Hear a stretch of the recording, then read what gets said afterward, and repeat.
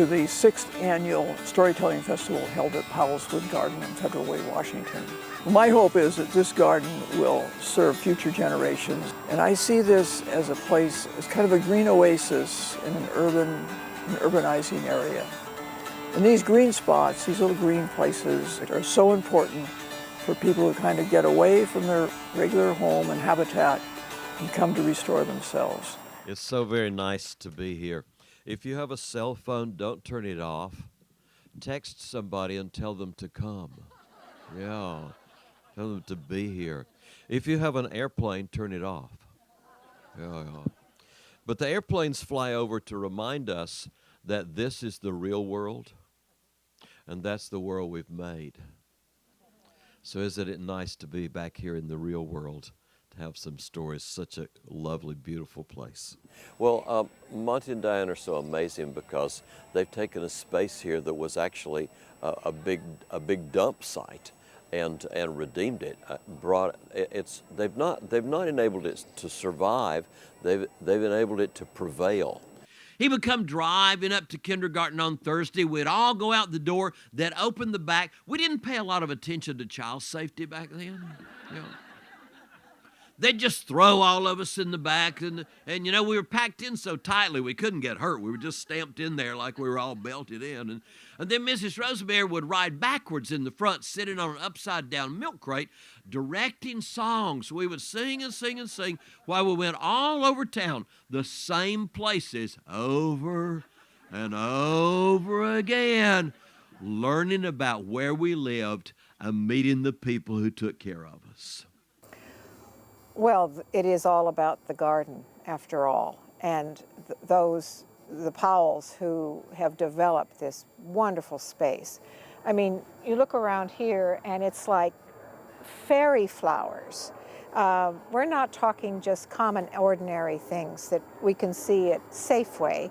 We're talking about flowers and a feeling and the smell of just so much beauty. A lot of storytelling festivals, of course, they're held in a lot of places, in dusty fields, in multi-purpose rooms, in little theaters. But to have a festival in this space brings a different quality to it. You know, I'm just a hollow reed. Sometimes ideas just pass through, and I happen to be there when they show up. You know, it just kind of falls out. I'm just going to do a couple songs, more songs for you. You know, from the first time I started telling stories and singing songs, I never wanted to separate them. It's my perception that they go together. They should go together. You hear a song, and then it helps you listen to a story better. You tell a story, and then the song is a relief, or you listen to a different part of your brain, and the song prepares you for the story. It's all about context. So I've never chosen. And the commercial world separates everything so that they can commodify it. But this is this festival in particular is this particularly strange and wonderful bloom, but it's in this environment, this habitat of the storytelling world, which is very small and peculiar, but very special, and where these things can kind of live with each other. I held my breath, I closed my eyes, and I jumped off into the sky.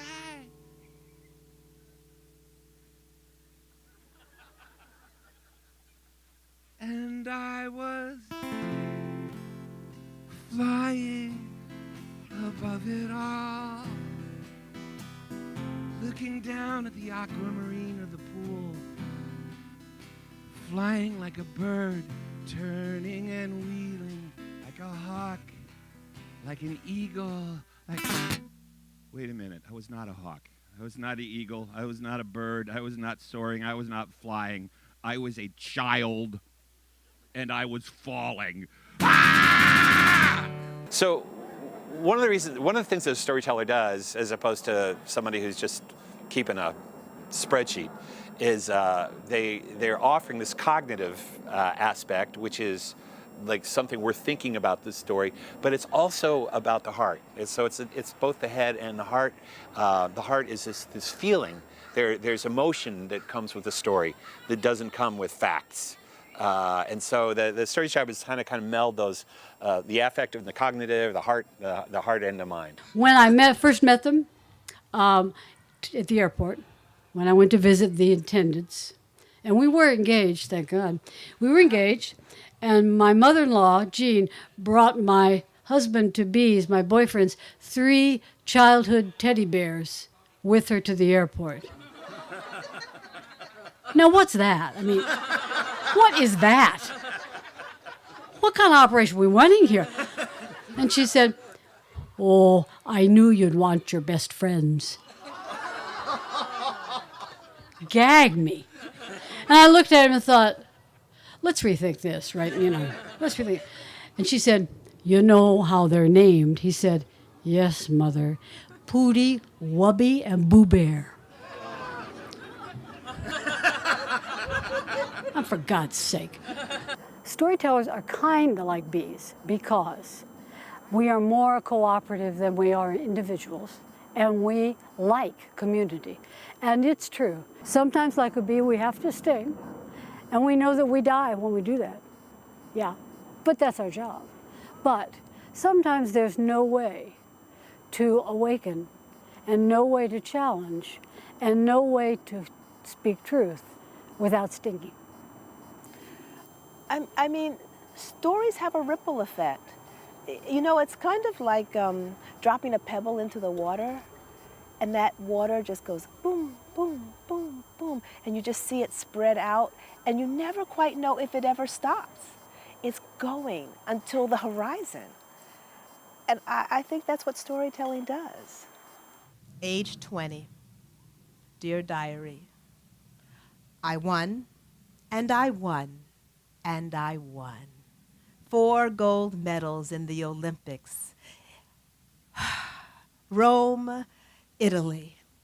80,000 people were in the stands. American flags were everywhere. It was the first year that the Olympics was shown on TV. I learned later the whole country watched me win. And when I stood on that podium 3 times on the very top, all I could hear was, Vilma, Vilma, Vilma. I love how they say my name.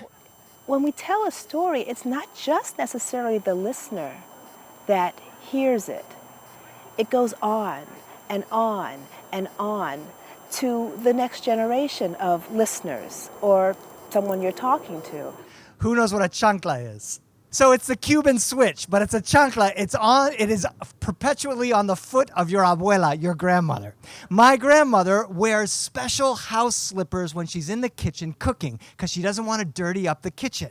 And if you would mess up and pushed my grandmother, first she would give you the look. And if you pushed even farther, the slipper would come out in her hand. And if you pushed even farther, like a Cuban boomerang, it would come at you 1,000 miles an hour, hit you on the back of the head, boomerang around back, come back on her foot, she'd have it on the floor in a half a second. The most amazing thing to me, though, is often when people create something that they love and they enjoy, then they want to lock it up from everybody else.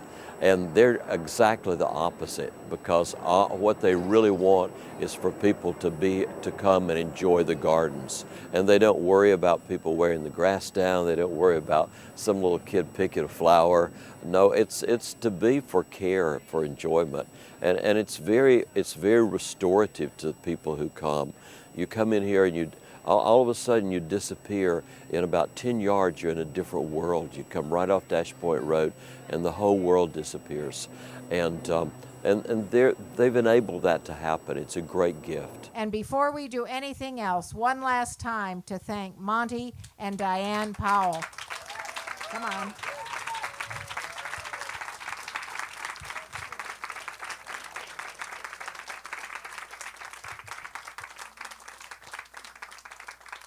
If you want a good time, call Monty and Diane. And we are ever so grateful. Thank you. See you all next year. Safe journey home. Do you have a favorite flower, or favorite place in the garden? I'm very fond of impatience because I am. I'm just saying. No, I do. I like them. They're hardy. They don't require a lot of maintenance, and they glow, you know. Hard to beat that. Yeah, you know, I think you're going to write your bio. Hardy. Don't need a lot of maintenance, and you glow. And they glow, okay.